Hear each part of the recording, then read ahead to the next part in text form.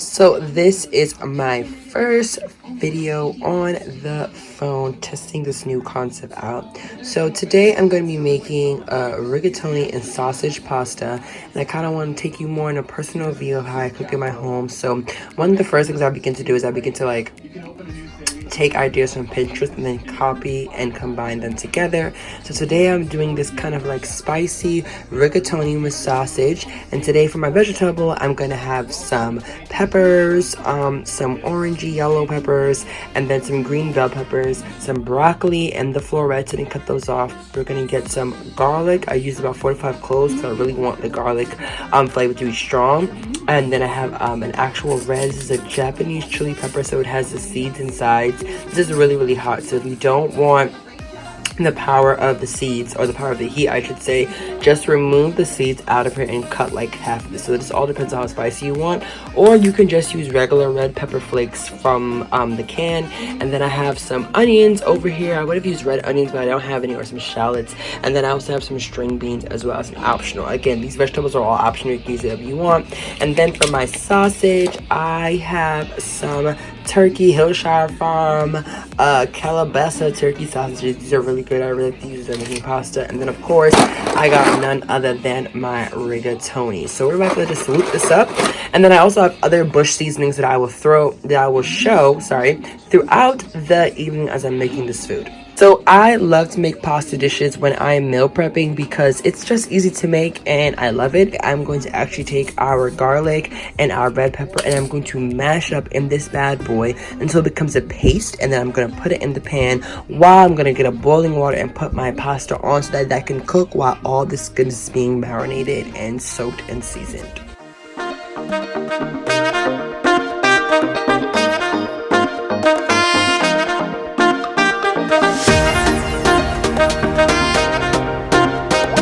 My olive oil of choice is going to be this Trader Joe's smoked extra virgin olive oil. I really love using this when I'm trying to add some spice, or I'm trying to make the food feel like it was grilled in the oven. And since I have these Hillshire Farm sausages, I really want to make it taste like as if it's been on the grill. And this olive oil right here gives that nice smoky and salty flavor that I'm really looking for without having to add any additional salt besides adding salt to the pasta water.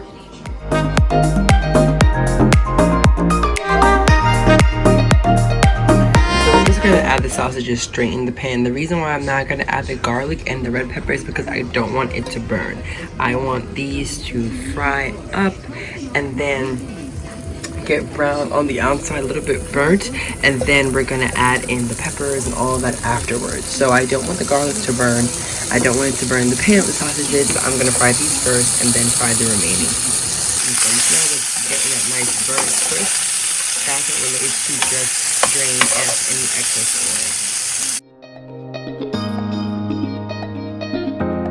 oil. Scoop the contents of our garlic mixture with the red pepper, and you're gonna do this on low heat because your pan is kind of hot. So you see how you already can hear some little sizzling? It's already hot, so I have this on low heat, on the lowest temperature that my fire can go.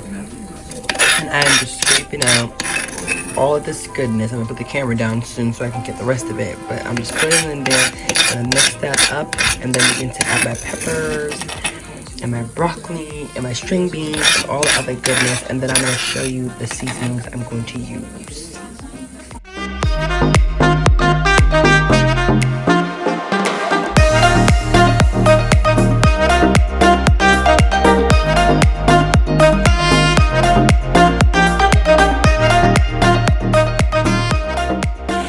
And this is going to allow the broccoli and the peppers to kind of get a little tender inside because the water has hit that hot steam. The steam is going to come, I'm going to cover it, keep that steam locked in so that it can really tenderize the broccoli and the peppers and tenderize the onions a little bit so that could be nice and still crunchy, but soft in the middle.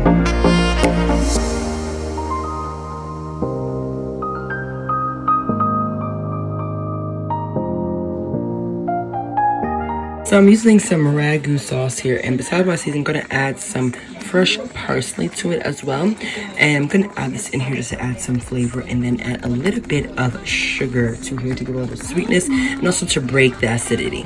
So I'm just gonna add this in here with the stem, and then I'm gonna get some sugar, stir that up, and then add some heavy cream, some yogurt, some Parmesan cheese, and a little bit of pasta water.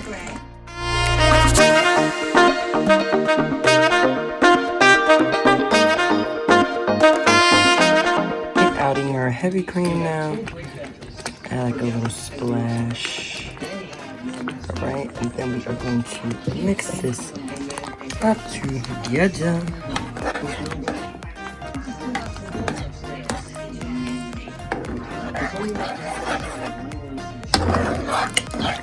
I'm gonna let this simmer. I'm also gonna add a little bit of pasta water. And that's just it. Again, pasta water has a lot of flavor in there.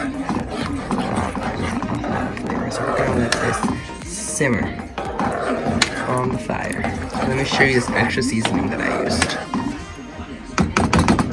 Oh, get off. Oh, it doesn't want to leave me. Oh, come on, get off me. Now we're gonna add back in our sausages. We've allowed this to simmer. And I can't do this at the same time with no hands. I'm gonna do this the best way that I know how. Come on, sausage, drop in, drop in, drop in, drop in. Yes, no sausage left behind. Come on, sausage. And these two are just holding on. Are they dropped in? Delicious, like, come on, okay. And then we are gonna add this to the bigger pot because as you can see, this pot is not big enough to add in pasta to this pot. So we are going to add in the bigger bowl. As you can see, this is real cooking. So I'm going to add in Parmesan, but as always, you can add in whatever cheese that you like.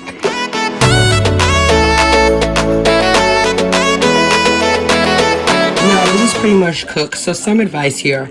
If you don't want your vegetables to get too mushy and soft, before you add the sauce back in, you can always remove your vegetables, keep them to the side, allow the sauce to simmer, combine the cream and all of that, and then add your vegetables back in so that everything still has a nice crunch to it. I don't mind the softness, I kind of like that, but some people don't, so you can also do that as well. You can also add salt in here, black pepper, whatever it is.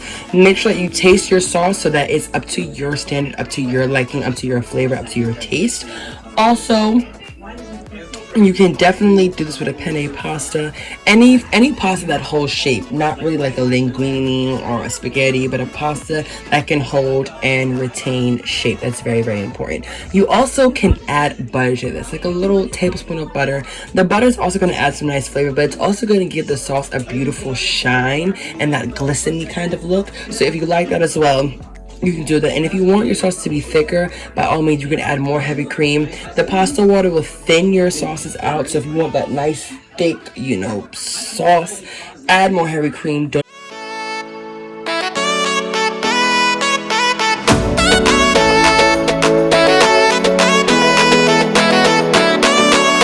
Finished meal, guys. So we have a nice rigatoni pasta. We have sausages, broccoli, peppers, garlic, onions, string beans, and Parmesan cheese, heavy cream, tomato sauce, and beautiful flavor with Italian and sugar and all kinds of things. So you could definitely sprinkle more cheese on top.